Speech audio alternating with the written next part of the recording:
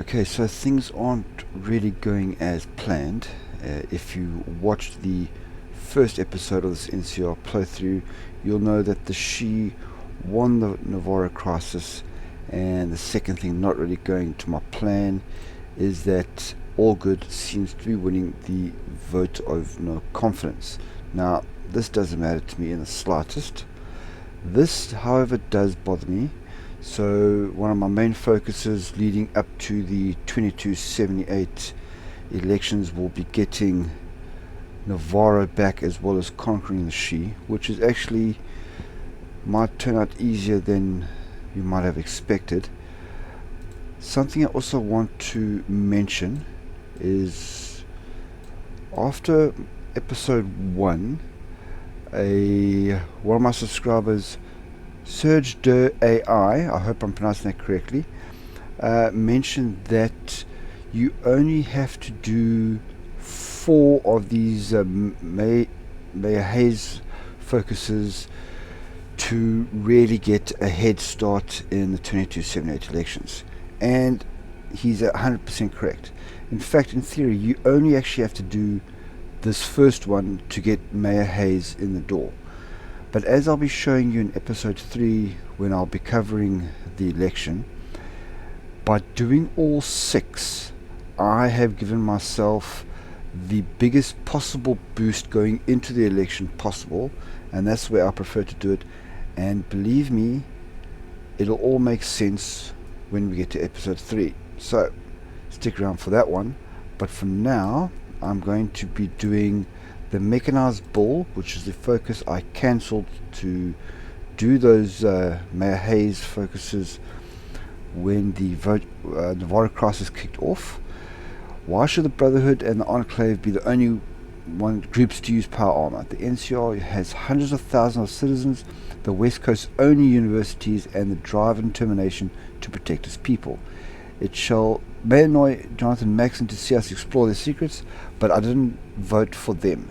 So the big thing here is we're going to replace the Brotherhood hegemony debuff with scavenging armor, and my special forces capacity is going to go up by 40, and I will get a buff to my energy weapon research and my power armor research speed, as well as get a 100% research bonus into power arm technology. Okay, I've grouped a few things together here so we can get everything done in one go. So 5 days ago we got the message, Congress has no confidence in President Kimball. Governor Murphy's exhaustive reports persuade Congress of the clear and present danger of untrammeled expansion. The boys and girls of California will not die in pursuit of Kimball's old world dreams, and they will not spend their days patrolling the Mojave wishing for a nuclear winter. So Kimball has now been replaced by Allgood Murphy, who has the following traits: 5% political power gain, he's follower of the apocalypse, so extra 10% population and construction speed, and we automatically complete a new hand on the tiller, which adds overlooked corruption, which unfortunately takes away 20% of my power gain, adds 7% onto consumer goods. I get 5% stability but minus 5 caps income. So we got both is done together. Something else that has happened is we got Kimball removed from office. In a stark rejection of the trend of rising militarism and corruption within the NCR, President Kimball has been removed from office following a vote of no confidence by the NCR Senate. Starting as an investigation into the Navarro Crisis, Kimball's support base has rapidly whittled away by a series of dramatic Senate hearings which exposed the corruption, unchecked imperialism, and widespread nepotism that had occurred under his term.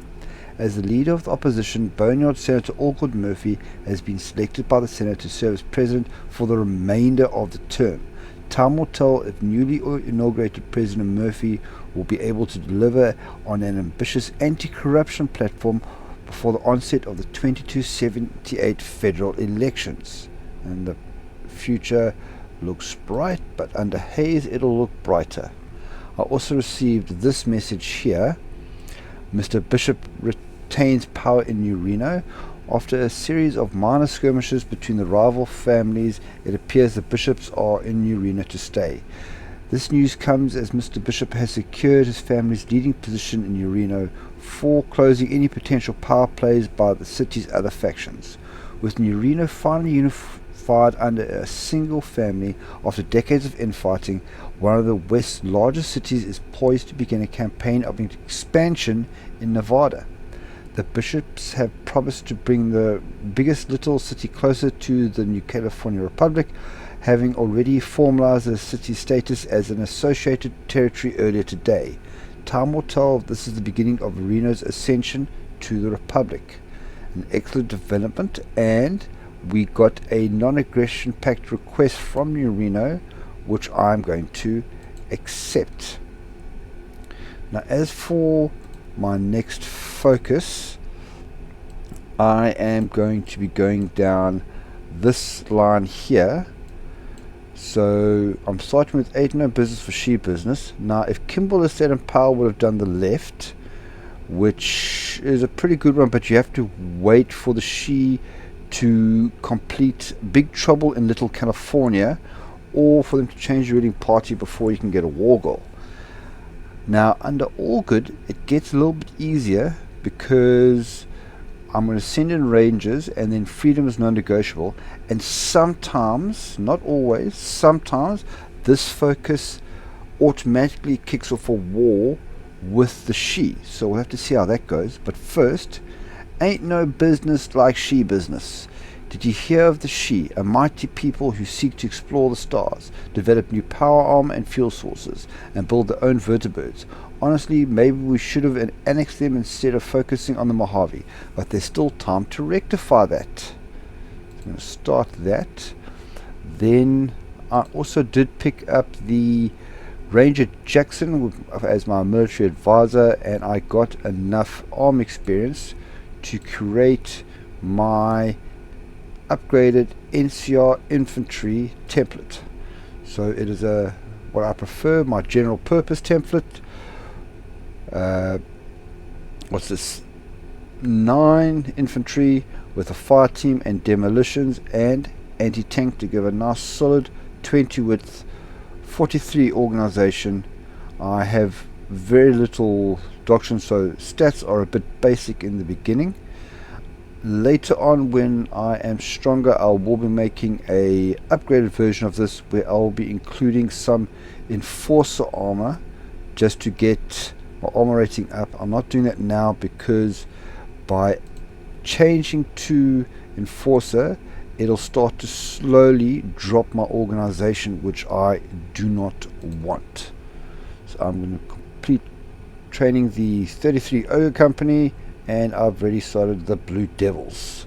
And as I go, I will be upgrading my old infantry template to the new one. There ain't no business like She business. I won't forget that night in San Francisco. San Francisco and the She are an oddity. Somehow, this prosperous port and city surrounded by a republic's influence is often neglected as we focus on New Vegas. Indeed, one could walk the streets of House's little treasure and never hear of it. But it's a center of scientific engineering, home to a prosperous warrior people, and also, fortunately for us, divided into exploitable kung fu schools. Whatever our decision about the city, we should make sure it's guided by the wasteland's greatest nation. And we know that tech would have been useful at the Hoover Dam. So I get 100 political power and I get some war support. Now I'm going to use that political power to get rid of this damn widespread consumerism, and I can jump all the way to Darmist Austery. Don't worry, I have checked the focus tree. This won't be taken away from me, so I'll be going to giving away 65% of my resources to only 5. But do be aware, I'm also going to be losing a whole bunch of research speed, construction speed, factory output, document output. I'm going to lose all that, but I can get this back through research. I really want an extra 60% of my resources, so there we go. That's my choice. Then for the next focus, it will be send in the Rangers. Whatever our flaws in Navarro, the Shee now run the land as an imperial fiefdom. We must send the Rangers to do battle against the foes of old. So resistance is going to go up by 35% in just the area that was in the Navarro territories over here. And then luckily for me, my healing powder is also finished researching, so I finally get to start my research on my power armor, which will be my actual special forces that I'll be using for this playthrough. Okay, I've sent in the Rangers, so now it is time for me to... Freedom is non-negotiable. The Harbingers have suffered from religious persecution for too long. While we question their beliefs, there's no reason for them to face discrimination and harassment in San Francisco. The Rangers that were sent into Navarro will rise and together will attack the Shee. So this now should kick off an automatic war in 30 days with to myself and the Shee. So I'm going to try to be ready for that. Okay, my luck is finally starting to turn. So freedom is non-negotiable is finished, and I have automatically declared war along with the Navarro territories against the Shee. So I'm going to take my 1st Division, pop them here because this is where I sent in my Rangers, and I am going to give them attack order so I can try sandwich the Shee between my two forces.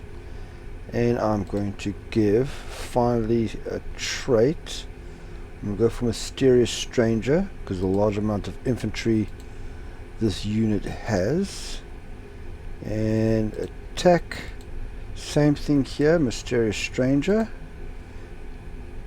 I want to keep some in the bank here for just now. Attack order as well. Now for my next focus, I'm going to go with deploy federal troops to the hub. We've only ever enjoyed a loose grip on our southern trade cities, and the dominance of local trade groups has become blatantly obvious as violence has erupted between hostile smuggling gangs in the hub. If we don't interfere soon, we'll risk bloodshed. Now, the research bonus for double technology is nice, but I'm after the 5% stability because currently I am at 0. So any boost to that will be great, and hopefully this fight is going to go off without a hitch. So 30 days in, I have got myself a nice little pocket with a few of the Shee troops isolated there, so I'll take them out, pushing quite nicely down as I hoped. And I've actually even taken a couple of tiles here which I wasn't expecting because this is generally the most fortified area. My next focus is going to be authorized raids on the gang headquarters. Federal troops on the streets of the hub may have been able to quell some of the more violent gang clashes, but while the leadership of each gang remains operational, we won't be able to properly quench the conflict. Let's eliminate them, and this is going to take an important debuff. Chaos in the hub, which started when this whole thing kicked off. So we're going to start that, and I'm going to continue kicking some Shee ass here. And things seem to be getting better and better. I've created another 2 pockets. This one has 2 infantry.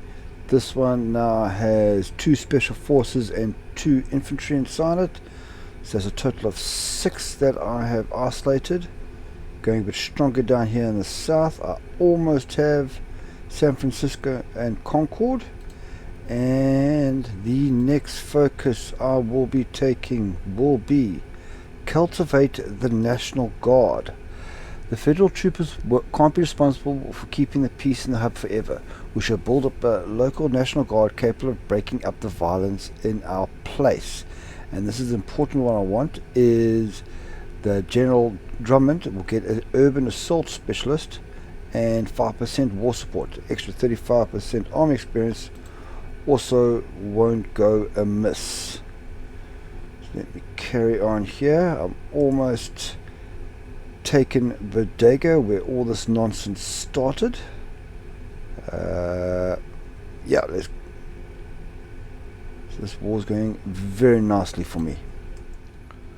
Okay, so my National Guard's up and running.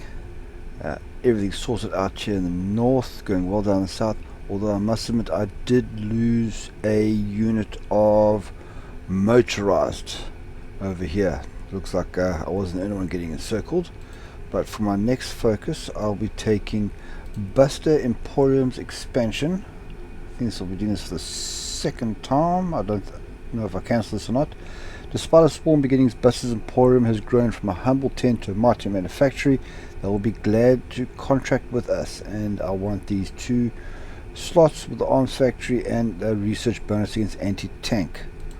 All good stuff. And now that I have that trait, Mr. Drummond, he now has urban assault specialist, which apart from helping out now in the She, lets me get improvisation expert. So all my units will now get a 10% bonus movement on land, as well as logistics wizard, so they will all have 10% less consumption. I'm going to keep this last trait for now. I don't have enough to purchase another one anyways. Let me finish this up. San Francisco is a couple of skips away. Okay, I'm just putting the final squeeze on the She here. I've created a second offensive line for 2nd Division. Just these nice units to push individually against Concord. I did have to set this up manually, which often happens when your front line gets split between 2 land masses. I'm also driving my Rangers down here to take San Rafael, because Operation Sunburst has kicked off and I'm feeling a bit guilty that I'm not there helping my beloved Mojave territories out. So I'm going to finish this off as soon as I can. For my next focus, I'm going to get away from this for a bit, and I'm going to do Van Graaf corruption. The Van Graafs have been thorns in the Republic's side for decades. With continuous cost overruns, it's time to bring them to trial. So I will retire Mama Van Graaf from the NCR, and this will actually give me a bit of a boost with New Reno. Now, Mama is a advisor that you can't remove any other way, and she's currently adding 20% onto my production cost and nailing my production efficiency and caps income. So she has got to go. Alright, we are almost there. I've actually just put my entire army onto aggressive, so now they'll just attack, not caring about how they extend the front lines, but that's alright with me. Van Graaf corruption is gone, so Mama What's-Her-Face is out. I now want to head down towards recruit local mines so I can get Joseph Dodge here. So first step will be the Boneyard route. One way to further the hub's development is to improve the railway to the Boneyard. So I'll get a whole bunch of infrastructure boosts there. And just like that, it is over. Now what I'm going to do for this peace conference is I don't have enough points to take everything, so I'm going to work my way up here. Specifically, I want to take all this, and I also want to take Navarro. So I'm going to add on Bodega and Navarro there. They are obviously going to fight me on this. Now I'm just going to continue. There we go. Now the rest of this I will leave for now. Let me I could take their navy, but I don't really want to, so I'm going to confirm and exit. And there we go. So everything taken care of. Now I'm going to do two things immediately now. It might be already a bit too late, but I'm going to send my... What's happened here? Okay, they've isolated them there. Okay, yes. So I'm going to send 1st Division here.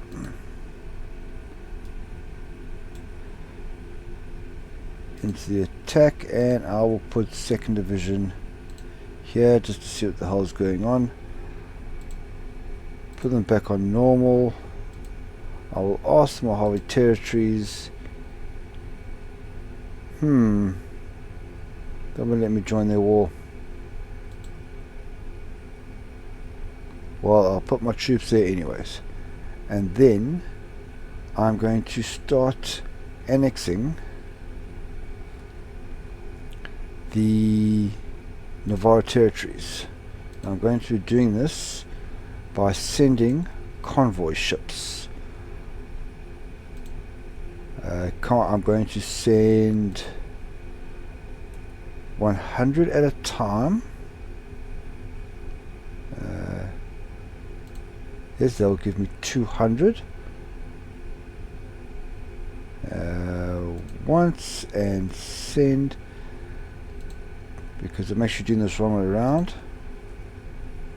They 836 points to bring them down, so I can move them from an incorporated to an unincorporated territory. So I'm going to send every time I get 100 convoy ships, I'll send 100 across, take it down in steps of 200, and then I'll annex them, and it works out nicely for me. I like annexing puppets because then I get all their army for free as well. And then I'm going to work on something as a bit of a surprise for when this my current focus ends. So unfortunately my units aren't doing anything here, so I'm actually just pulled them off to some other borders. Now I must apologize for what for you was a few minutes ago when I was explaining annexing the Navarro territories. It came out very badly now that I think about it, but I want to make it up to you with two things. I have used the massive amount of combat army experience I got to complete my NCR Power Rangers template. I went for my generic one that I like, but this time fully kitted out. 20 with a fire team and a demo, anti-tank logistics and chems, and they are already in training. And then I have also completed my NCR tank tablet, also 20 width, 3 tank, 4 motorized infantry. My organization is low, I know, but that breakthrough even without any doctrines is insane. Also I've included maintenance was there already. I've added on logistics and chems as well. If I can get my organization to go up a bit more, I may replace one of these with motorized demolitions for a little bit extra breakthrough, but I'm not sure right now. So that means I'm going to take all these are now decommissioned, don't need them at all anymore. So next focus will be carrying on to get, I don't know why this thing keeps on resetting, to get the local mines. Alright, I'm going to recruit local mines. Violence in the hub and the federal government's involvement therein cost many lives and damaged many homes. It wasn't all terrible news, however. Martial law exposed senior military and political officials to a number of sympathetic local figures whose skills could greatly help the Republic. Let's bring them on board. Now I'm going to get Joseph Dodge and the Friendly Lending Company.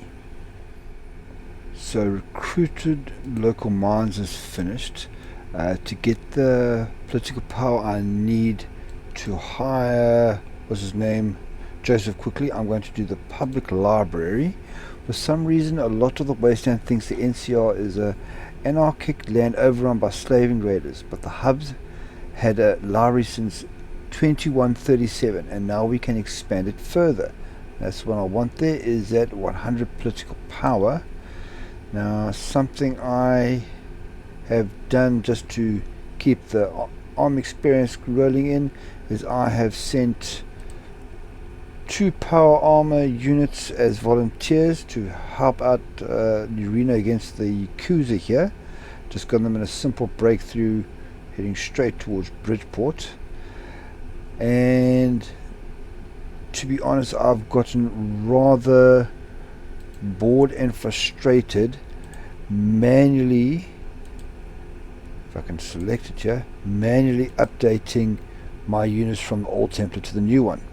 So do not do this if you're not comfortable. I'm not really comfortable with doing it. I suppose I should do the special forces first.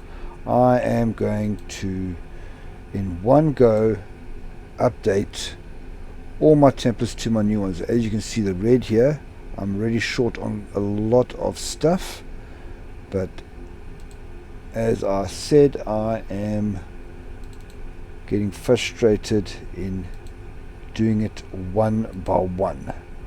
So this is how I'm going to do it, and I only have the one motorized.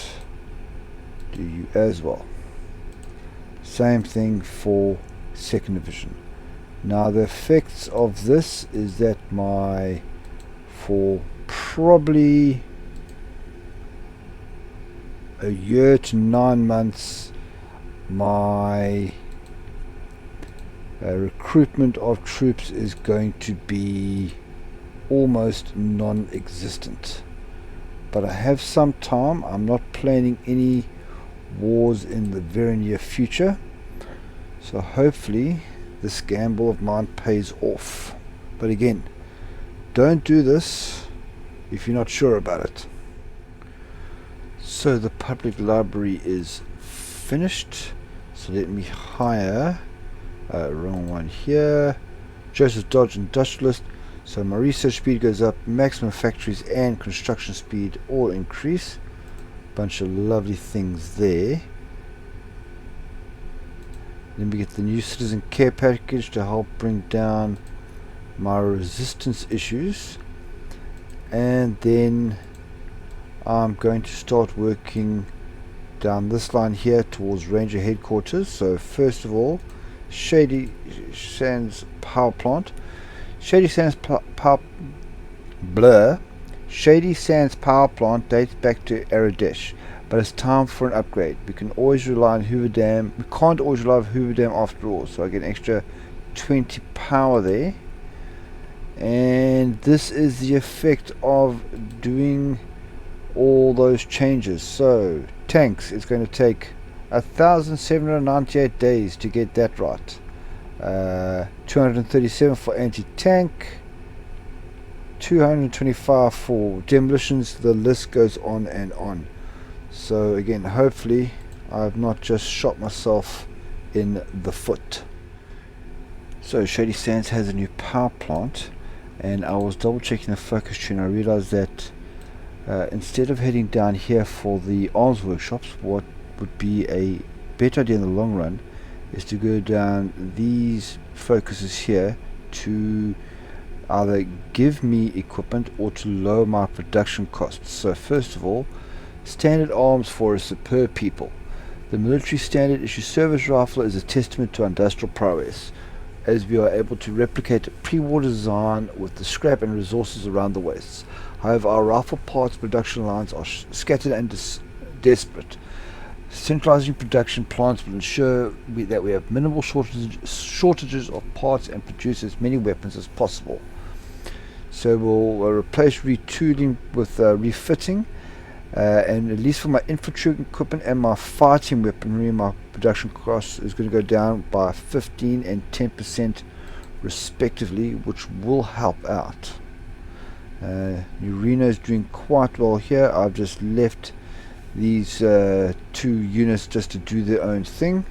Very little chance of them getting wiped out here. And the Den and Reno have signed a white peace, so now all their forces will be going in here. Okay, so I've fixed some production. Now I want to go for scavenge the old bases, mainly for the production cost reduction in power armor and the increase in my special forces capacity. The sheer number of pre-war army bases represent a veritable gold mine of military wonders that we cannot dream of ever fully exhausting. Only by meticulously picking apart these caches will we be able to finally unlock the secret of the old world's innumerable wonder weapons. And very soon I'm going to have to do that big gym focus so I can get another unit leader once my logistics problems have been sorted out, but things are coming right slowly but surely. Okay, so I've scavenged some old bases and boosted my power armor slightly. Now I'm going to go back and do the gunrunner deal. The gunrunners are the largest arms dealers in the wasteland. Let El Generos, okay whatever, pretend that running guns to Kaiser will make him rich. We don't need to cut deals with a sugar-chewing cryptocrat with our industry at our back. Okay, so this will give me another production cost boost to again infantry and fire team. I'll get support and infantry research bonus as well, and it'll also give me the ability to hire another advisor who will give me a whole bunch of more boosts. So winning all the way. Alright, the gun runner deal is done, so let me now hire Zachariah Rigby.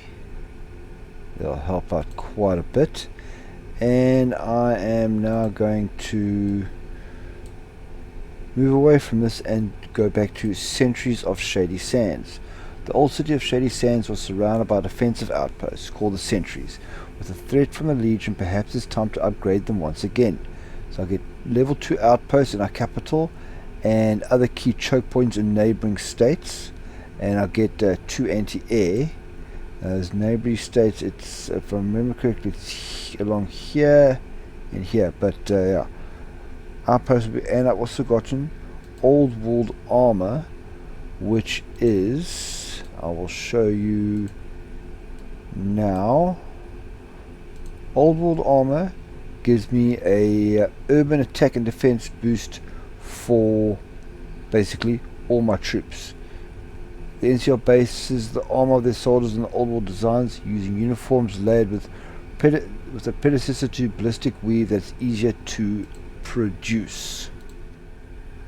Alright, the Sentries of Shady Sands is done. I have no idea what's wrong with my tongue tonight. And now let's have a look at where these outposts are. Okay, yes, so I didn't build these myself, so here, here, and here. So we've got a nice little protection ring around Shady Sands, which is nice. Now, next will be the Ranger headquarters, so I can get 3 extra arms workshops, which I need quite desperately. The Arizona Rangers once had a mighty citadel out east. Why can we not provide one for our own Rangers? They've done quite a few heroics in their own day too. So there we go, start that off. Alright, I hardly ever see this happen, so I have to read it out. The Miracle in Boulder City. Boulder City, a small NCR controlled frontier town sat just behind the Colorado River, should never have posed much of a threat to the Malpas Legate's army. Surrounded on 2 sides by open ground and pinned in on another 2 by harsh ridgelines and the Colorado itself, waves of the Legate's troops should have brushed aside any resistance the NCR put up. Indeed they did. Desperate fierce sniper fire from the NCR Rangers, waves of Legion troops faced the motley NCR defending force to rout within minutes of Legion troops reaching the city. However, once the bulk of the Legion forces reached Boulder City, they stood confused.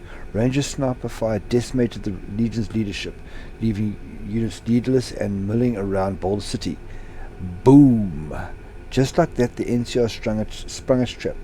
Dozens of explosive charges laced across Boulder City detonated in unison, followed by sniper fire on anyone who moved. The Legion's defeat was total, and Graham had no choice but to turn his tail and run. We owe those Rangers a great debt. Sure. Right, that's some arms workshops made up in Shady Sands. Now I'm going to get some civilian factories in the hub with Mitch's factories. Mitch went a long way from the start running the all-in-one store. Now his successors help clothe the Republic. And here we are, the best form of government. Murphy may have saved the Republic, ushered out Kimball, but Hayes still promises progress and prosperity. In contrast to Murphy's populism and Kimball's nationalism, Hayes campaigns for a government that works. As he puts in his campaign declaration, the Republic is like a meat fruit pie. Murphy tried to take a share of your neighbor's pie. Kimball would like someone else's pie, but we can, by working together, simply make more. Technology made our ancestors the richest, strongest people on the planet, and we can do so again. Who will win, the man with the plan or the conscience of California? Let Kaiser or the Shi mock the mob rule of California. Let Boulder City judge the protesters and rallies that accompany elections. The people of California know that for all its problems, there is nothing wrong with California that cannot be cured by what it is right with California. And the wasteland's greatest nation prepares to choose the man to carry them forward. Now, I'm obviously going to go Happy Days with Hayes. Now, if you remember at the beginning of the episode, I said why I always recommend doing all 6 of those focuses. It is because of this. So the election map is accessible under miscellaneous tabs. We'll have a look at the new next episode, and the countdown for election day begins. And because I did all 6, I have earned support in Dayglow, Maxon, and Shady Sands. So, Happy Days with Hayes it shall be. And with Mitch's factories completed, that will bring me to the end of this episode. Thank you very much for watching. Things are finally going the way I am planning it. In the next episode, we will handle the 2278 elections and bring Hayes into power. If you enjoy this episode, please consider subscribing to my channel if you haven't not already. You can also follow me on Facebook and join my Discord server. But again, thank you very much for watching, and I'll see you in the next one. Goodbye.